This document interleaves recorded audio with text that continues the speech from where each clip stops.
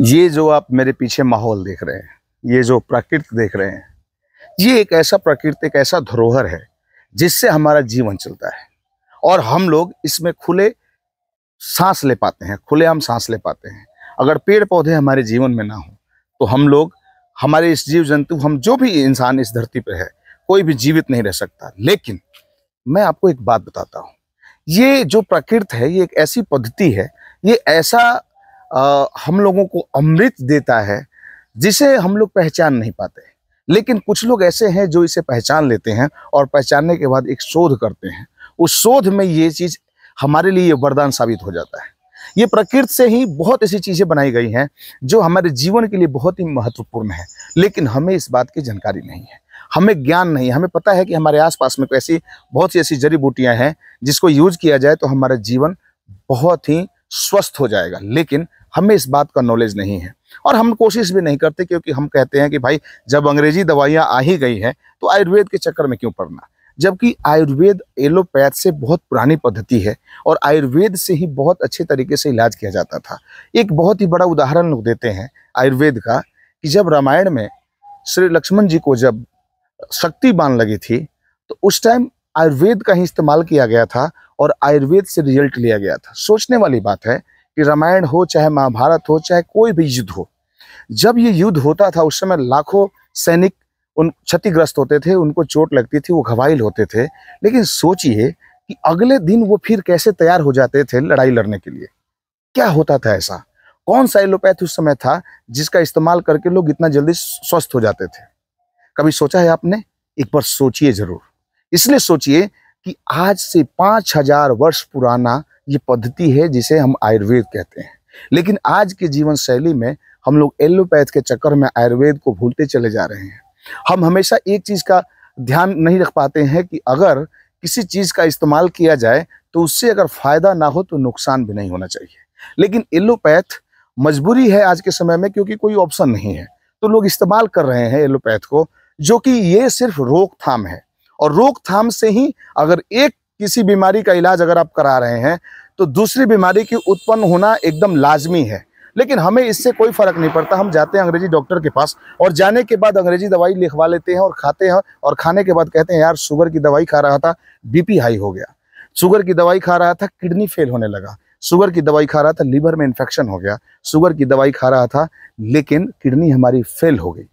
Sugar के चलते डायबिट, न जाने कितने तरीके की बीमारियां उत्पन्न होती हैं। इसके साथ साथ हम लोग दर्द की दवाइयां खाते हैं, उससे किडनी फेल हो जाती है। हम लोग सर में दर्द होता है, जाके दवाई लेते हैं एलोपैथ से और उसका बैड इफेक्ट हमारे बॉडी पे होता है।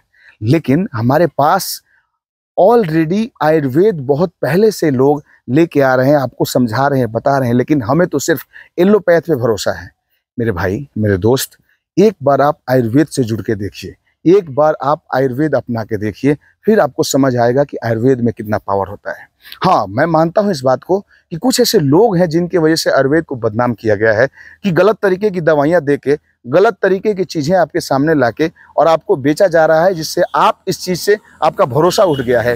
लेकिन आज भी है, थोड़ी सी कोशिश आप करिए तो आज के डेट में भी आपको आयुर्वेद 100% प्योर तरीका से मिल जाएगा और उससे आप बिल्कुल ठीक हो जाएंगे।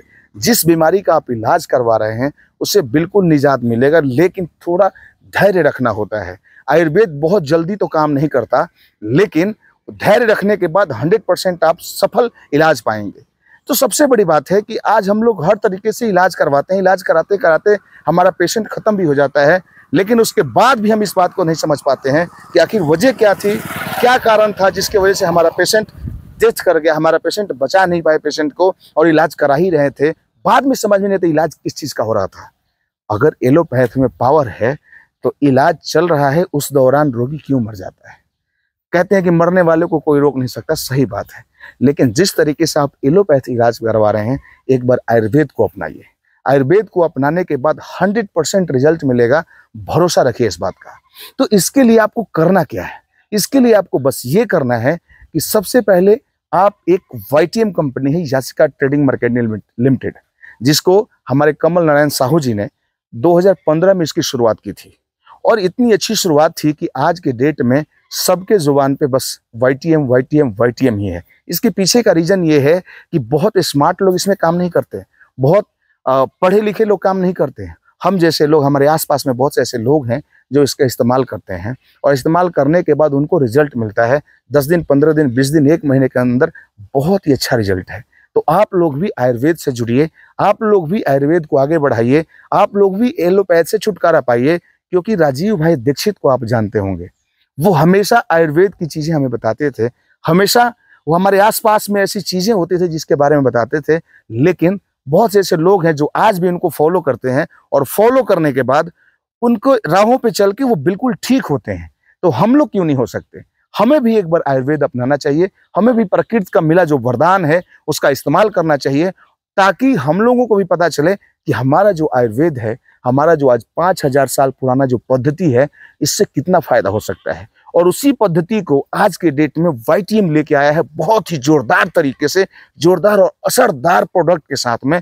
इसलिए बिना देरी किए, अगर आपके आसपास में कोई YTM मेंबर है तो उससे मिलिए, और घर में कोई भी किसी तरीके की किसी बीमारी का शिकार हुआ है तो उसका सफल इलाज करवाइए।